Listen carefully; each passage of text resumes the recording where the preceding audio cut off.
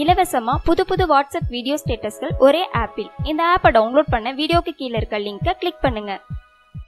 விஸ்வாச படத்தோட தாக்கம் இப்போதைக்கு அடங்குற மாதிரி இல்ல. இந்த நிலையில அஜித் ரஜினி பற்றி விஸ்வாச படத்தோட ப்ரொடியூசரான சத்யஜோதி பிலிம்ஸ் தியாகராஜன் நெகிழ்ந்து கூறியிருக்கிறாரு. என்ன சொல்லியிருக்காருன்னா, படப்பிடிப்பு தளத்துல அஜித் கொடுக்கும் மரியாதை குறித்து அவர் என்ன பேசியிருக்காருன்னா, விவேகத்துக்கு பிறகு லேசான தயக்கம் இருந்துச்சு. நாங்க எதிர்பார்த்த அளவுக்கு விவேகம் போகல. ஆனா அஜித் விடாப்பிடியா இந்த கூட்டணி கண்டிப்பா ஜெயிக்கணும் அப்படின்னு அவரோட நல்ல எண்ணத்தோட அவரே கூப்பிட்டு படம் பண்ணலாம் அப்படின்னு சொல்லி கேட்டுட்டாரு. பிறகு இந்த படத்துல ஸ்கிரிப்ட் சிவா எங்களுக்கு சொல்லும் போதே சில இடத்துல எங்களுக்கு கண்ணீரே வந்துருச்சு. அப்போதே அவருக்கு கை கொடுத்தேன். இந்த படம் எனக்கு ஒரு 3ஆம் பிறகு கிழக்கு வாசல் M10 மகன் மாதிரி படமாக கண்டிப்பா அமையும் அப்படின்னு சொன்னேன். அது போலவே அமைஞ்சிருச்சு. ஒவ்வொரு நாளும் படப்பிடிக்கும் போதும் அஜித் இந்த இடத்துல எல்லா விஷயமும் நல்லதாகவே அமையும் அப்படின்னு சொல்லிட்டே இருப்பாரு.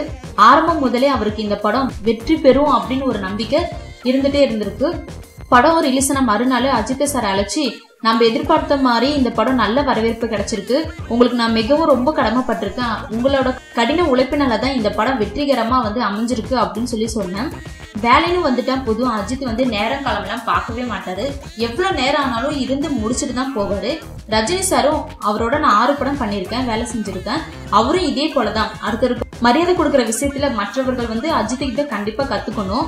லைட்மேன் முதல் ஃபைட்டர்கள் வரை எல்லாருக்குமே மரியாதை கொடுப்பாரு அப்படின்னு சொல்லி தியாகராஜன் ரொம்ப நெகிழ்ந்து கூறியிருக்கிறாரு.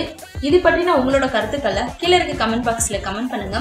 உங்களுக்கு இந்த வீடியோ பிடிச்சிருந்தா லைக் பண்ணுங்க, ஷேர் பண்ணுங்க. மறக்காம தமிழ் திமிரு சேனலை சப்ஸ்கிரைப் பண்ணுங்க ஃப்ரெண்ட்ஸ்.